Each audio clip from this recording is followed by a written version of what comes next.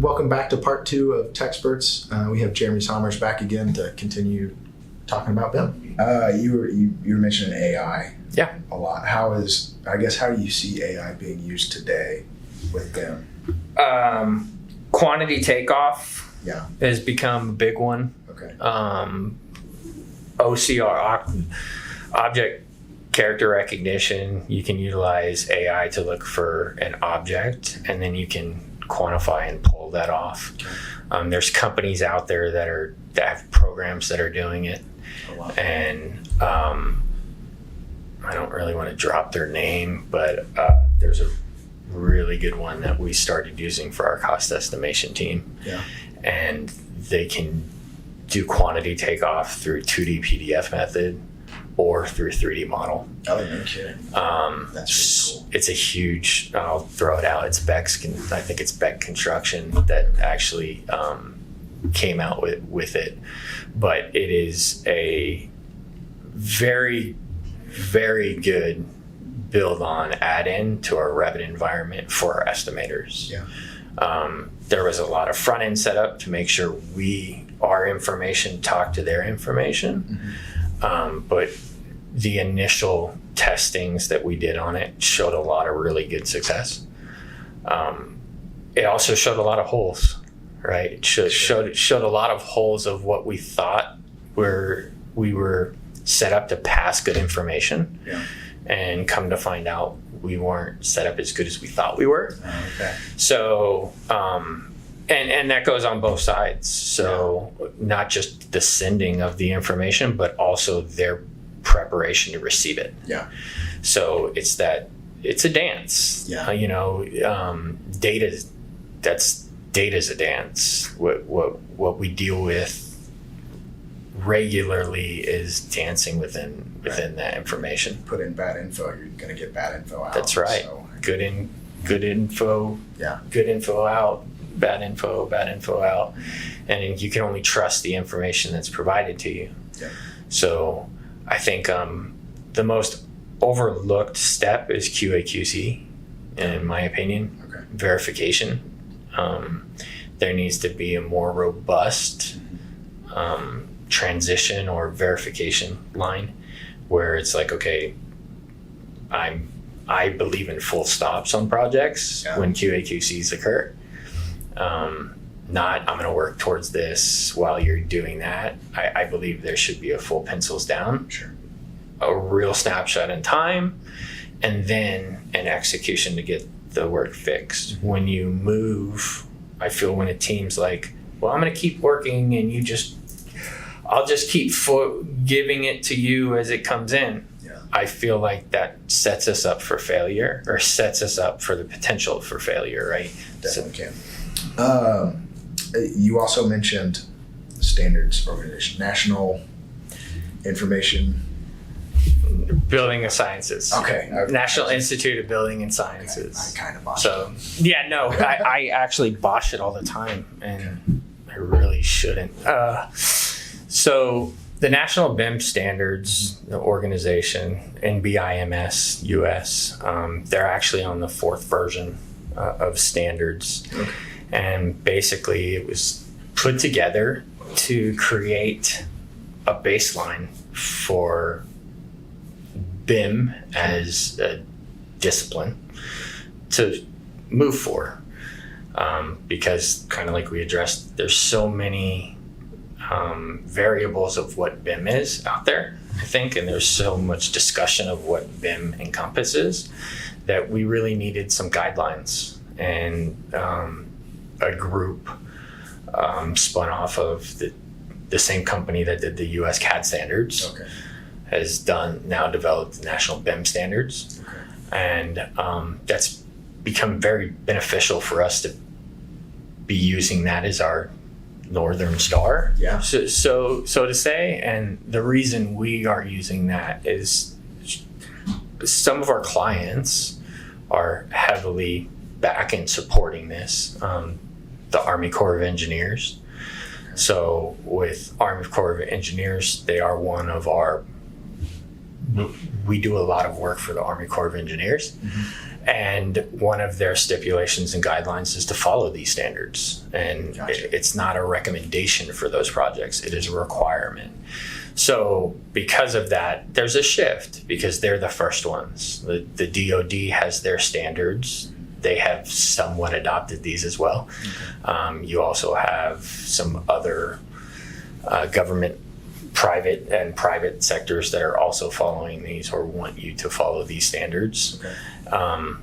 My opinion and why I push for them is to get everyone in the United States to have a similar goal of what to do with the information. If we can get a strategy put in place, then the manufacturers can identify what is critical information that they need to be processing and giving to us at design level. And I think that if we have a system like this in place and with these standards, we can actually focus and be able to develop and build towards that.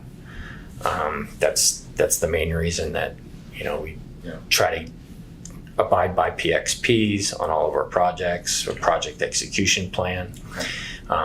The benefit of doing these things is you identify earlier on the entire project scope of the entire timeline of the project.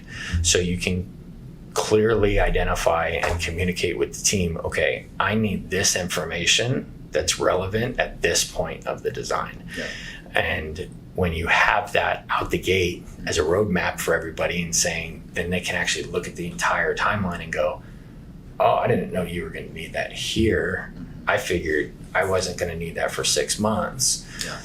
It's having those, it's like, well, yeah, typically that would make sense, but we found out over historical practice that we actually find more of a benefit if we have that information now. Yeah. And that's kind of how we try to build our PXPs or how I try to build our project teams for our kickoffs to try to build towards that. And we use the National BIM Standards as a guideline towards it. Again, it's still a guideline. I think there's different requirements based on projects. But to me, it's probably the most robust. And I promise you, I'm not smart enough to write this stuff, right? So I'm pretty good at orchestrating the chaos, Right. but there's been a lot of people that have come together, a lot of white papers that have been worked through, and just to identify that these are the best practices across the industry that they've found, and that's what we started to document. So that's kind of what we're leaning towards. So, how long has BIM been around? So BIM's been around since 1960s, 70s. Yep, it's not new. Okay, yeah, that's not what I was expecting. No, that's what Okay. I love seeing. I had the date at one point in time. I don't recall it often. Yeah. It has been around that long. The problem, in my opinion, it's a process. Okay. BIM is nothing but a process. Gotcha. Yeah. And when you try to interrupt a process of an organization with a new process, there's always friction, right? So it's finding how do you merge the two? Yeah. Because, my envisionment or what I see, the benefit of BIM, when you take away all the noise and the information behind it, even before I came to GVA, you guys were doing a lot of it, right? So you guys were prefacing your projects and doing a lot of the prep work and have a lot of that information. The main thing I found was everything was so siloed. Yeah. And we're working through that. It's still siloed, but we're definitely working through this. It's a lot better, and it's really getting that movement and that shift of understanding that, okay, we're just trying to make the team more effective. And we've had a few BIM managers come through here, so, and it's because it's a lot. It's a lot of what we're trying to do is we are using technology in ways that it might or might not have been intended to be used. Yeah. But we're doing something entirely different than the traditional method. And when you do that, there's an error of caution Right. when you have millions of dollars on the line. Fairly so. That absolutely, that has to happen. But also the technology, and this system's been around enough. BIM's been around so long. It's just the adoption of it is taken forever to really hit, I feel, our industry. Yeah. And I think that there's the advancement of 3D and the advancement of AI is going to subsequently push BIM into an adoption place, in my opinion, in the market. Yeah. It's going to force the adoption. And up into this, you have different levels. And I mean, I talk to people that work through all different companies, all different groups, sectors, industries, everything. Yeah. And we all have the same struggles. It seems like, we all have the same frustrations on every project. You have the same, why are we doing it this way? Yeah. And I think that over what I've seen over the last 10 plus years is there's a huge realization and understanding, I think, of the importance of this information being more readily available and accessible by the entire team. It used to be like, I had many young engineers starting off that they kept their information to themselves because it was their job security. Yeah. Right. And I'm sure you've dealt with that still to a point. I'm sure there's some elders around here that keep that. But I think that we're in a different world where it's not what you hold back, it's what you share. And that's why doing something like the National BIM Standard, or pushing the National BIM Standards that is more community led and more community driven, I think that it just would benefit us as an organization to follow that in that community, especially since the ones that are mandating that are our number one clients. So Right. Yeah. I mean, there's benefits to, scheduling, not even just design scheduling and equipment, but like actually the design schedule itself and producing the document. Yeah, absolutely. Can it help with construction scheduling? Yeah, absolutely. One of the I think one of the things that would be misguided or missed would be in construction scheduling. When we have at design, we commonly have lead times on equipment. Yeah. If I know I have a lead time on drywall and it's going to be 6 weeks to get drywall, Sure. I'm not going to schedule my drywall guy for at least 6 weeks out. We would know that up front. So in that instance, I feel like there's a lot of advantages to things like that where we can identify early on design to then help the project manager or the superintendent on site to staff that site more in line with how they're going to be receiving their materials. Sure. So we're not wasting things like that. Not to mention, most of those guys have more than one site they're working on, right? So the last thing they want to do is sit around for an afternoon. And that's also where some of the AI and some things come into play. There's a site system that will track when a shipment comes to site. Okay. And then it'll email the project manager that shipment's on site. Holy cow. And it will tell them what's on that flatbed. So you can set that up. So all of a sudden, I've got a flatbed, and we'll keep it with drywall. I've got a flatbed of drywall that shows up. Yeah. It immediately, that camera registered the truck, notified, said that, did a count of how many pieces of drywall were on that truck, and immediately emailed the superintendent saying, hey, your drywall's here. There's this many pieces of drywall on the flatbed. Yeah. That then gets forwarded directly to the drywall contractor, who then knows your drywall's on site. This is how many pieces you have there, and you can staff it. Right. So you've taken human elements out of that, that have sped up the process. So essentially, truck hits there, email to the drywall superintendent and their staff, they show up, they immediately start working. Yeah. There's no lag, there's no wait. And that, when you strategically do that through the entire construction process, think about all the time savings. Yeah. How many hours down that we spend in waiting and stuff like that on site, Yeah. that we can quickly use technology to our advantage. Yeah. By just doing a micro change to what we currently do. I mean, that's one of the things commonly I say, we make micro changes to what we do for macro gains. So if I can make one slight modification, but it gains me 3 steps forward, it's worth that little modification. Right. So we look at building it like that. Small micro for huge macro gains. And that's kind of how I like to, I guess, I would say we try to like to build it. Sure. BIM is really cool. It's more than what I ever realized it was. Yeah. I thought of just the 3D models and kind of stop there. So Yeah, I think that, I think you're not, I think that's common. yeah, I think that's the most common thing is everybody's like, oh, you do Revit. Yep, part of it. part of it. But a small part. When you get in BIM management and BIM roles, Revit has become such a small portion of my job. Yeah. Obviously, I'm in it every day still. Right. But in the grand scheme of things, it's only like 5-10%.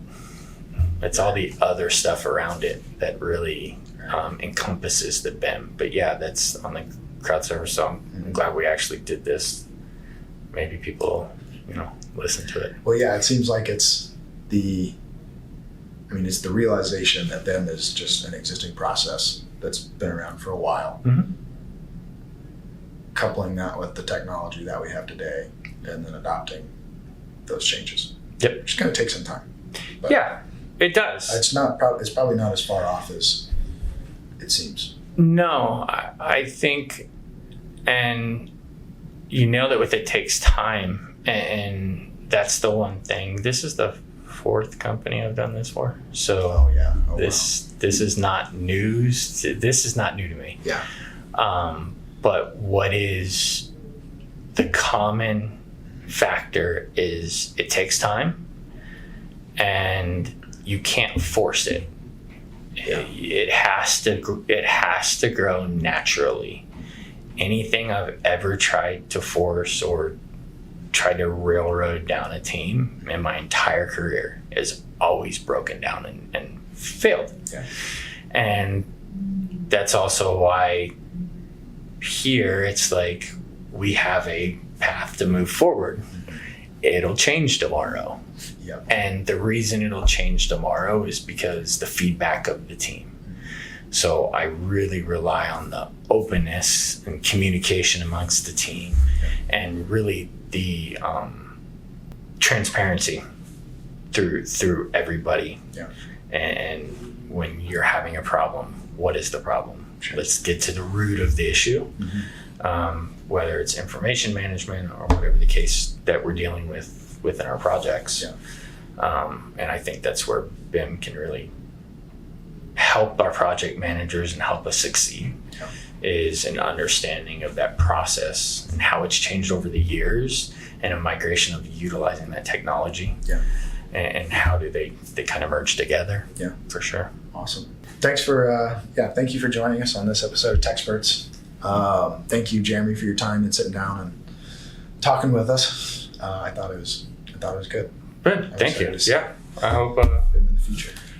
people find this enjoyable. It's something I am very passionate about. I do truly love what I do. Yeah. And I like the puzzle, and I've seen some huge success with our scan to BIM, capturing point cloud data and converting that to 3D models for our clients. And there's been a huge uptick of that lately. Yeah. Matter of fact, I've got another team out there today. Oh, that's awesome. So we've got another project. They're scanning a facility.